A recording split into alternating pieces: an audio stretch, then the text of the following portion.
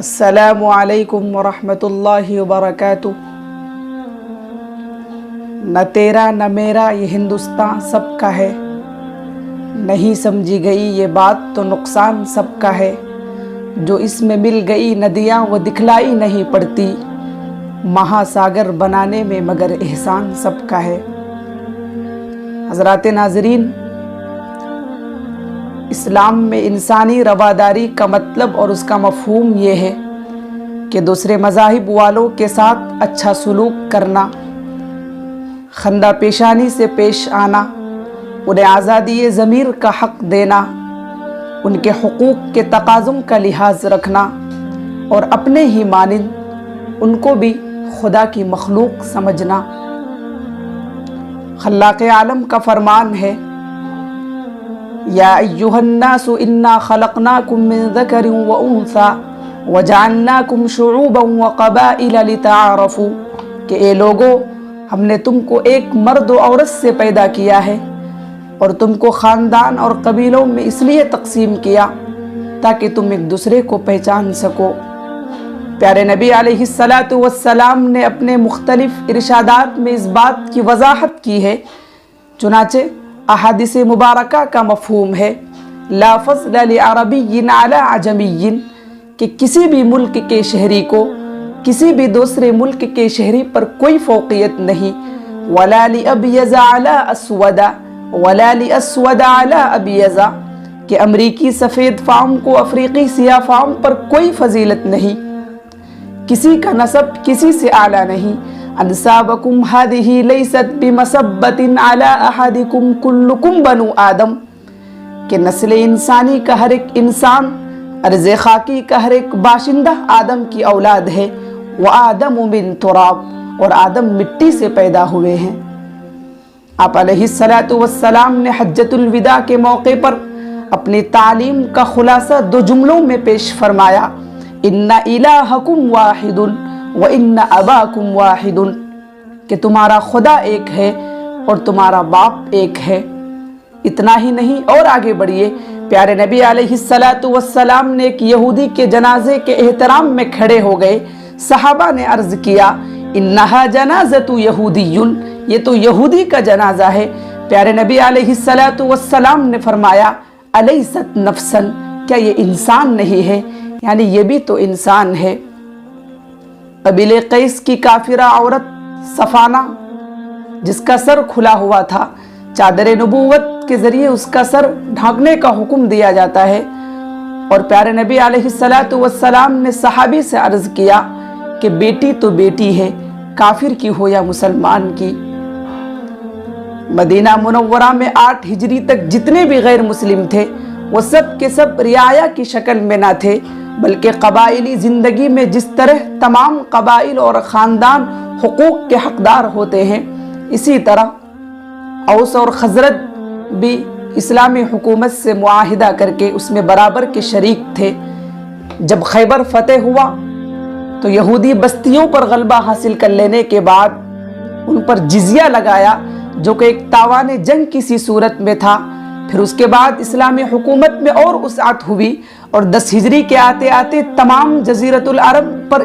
مسلمانوں کا غلبہ حاصل ہو گیا۔ اب غیر مسلم رعایا کا مسئلہ پیدا ہوا۔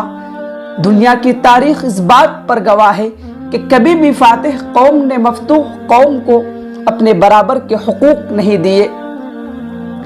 زمانے قبل از تاریخ سے آج تک کی تاریخ میں کبھی بھی فاتح قوم نے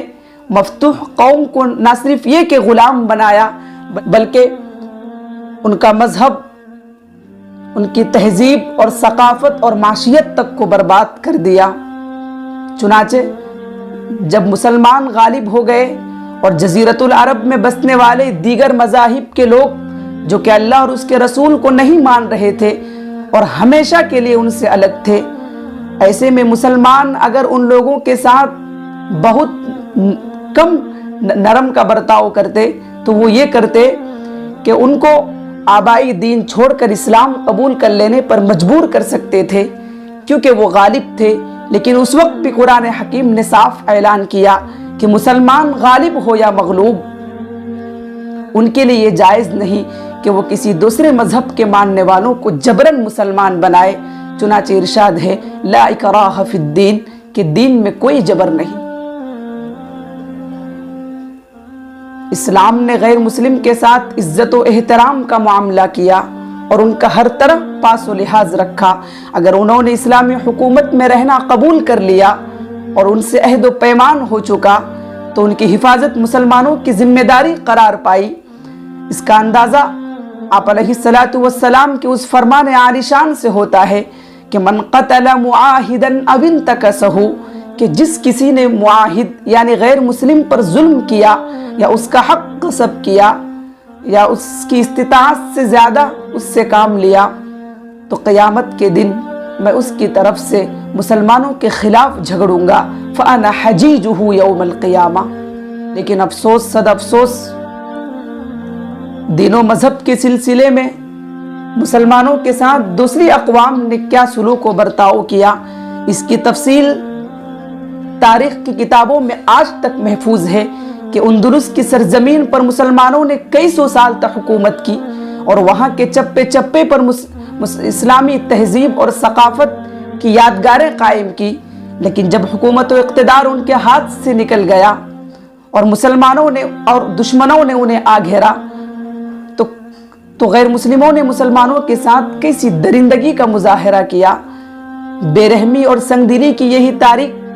صقلیہ میں بھی دہرائی گئی، جہاں عربوں نے 200 سال تک حکومت کی، 500 مسجدیں تھیں، انہیں منہدم کر دی گئی، اور وہاں علماء، صوفیہ اور حکماء کی جتنی بھی قبریں تھیں سب کے سب نیست و نابود کر دی گئی۔ آج دنیا کے نقشے پر مذہب کے نام پر انسانیت کا خون ہی خون ہے۔ خود ہمارا ملک ہندوستان جو 200 سے زائد قوموں اور تہذیبوں کا مسکن ہے، اس ہندوستان کو ایک راشٹر اور ایک تہذیب میں رنگنے کی ناپاک سازشیں رچی جا رہی ہے۔ وندے ماترم، بھارت ماتا، سوریہ نمسکار اور لو جہاد جیسے نعرے لگا کر، سب کا ساتھ سب کا وکاس جیسی دل فریب باتوں کا سبز باغ بتا کر جمہوریت کی دھجیاں اڑائی جا رہی ہیں۔ گویا کہ حاکم، قاتل، منصف، مخبر، مجرم سب ایک آنگن کے ننگے ہیں۔ یاد رکھنا چاہیے کہ مسلمانوں نے ہندوستان پر صدیوں حکمرانی کی ہے، مگر کوئی تاریخ داں، منصف اور محقق غیر مسلم اقلیت یا اکثریت کے ساتھ مسلمانوں کی عدم رواداری کو ثابت نہیں کر سکتا۔ سرزمین دکن کے عظیم شاہ میر عثمان علی خان کا مشہور مقولہ ہے کہ مسلمان میری ایک آنکھ ہے اور ہندو میری دوسری آنکھ ہے۔ آج ضرورت ہے بابا قوم مہاتما گاندھی جی کی اس ہدایت نامہ پر عمل کرنے کی جو انہوں نے 1947 ہریچن اخبار میں ہندوستانی حکمرانوں کو یہ ہدایت کی تھی کہ اگر تم ہندوستان پر حکومت کرنا چاہتے ہو تو سیدنا ابو بکر و عمر رضی اللہ عنہما کی اقتداء کرو، کیونکہ تاریخ میں مجھے ان دو کے سوا کوئی اور مثال نہیں ملتی۔ آخر میں یہ شعر کہہ کر اپنی بات پوری کروں گا کہ جب گلستاں کو خون کی ضرورت پڑی، سب سے پہلے ہی گردن ہماری کٹی، پھر بھی کہتے ہیں ہم سے یہ اہل چمن، اے چمن ہے ہمارا تمہارا نہیں، وما علینا الا البلاغ۔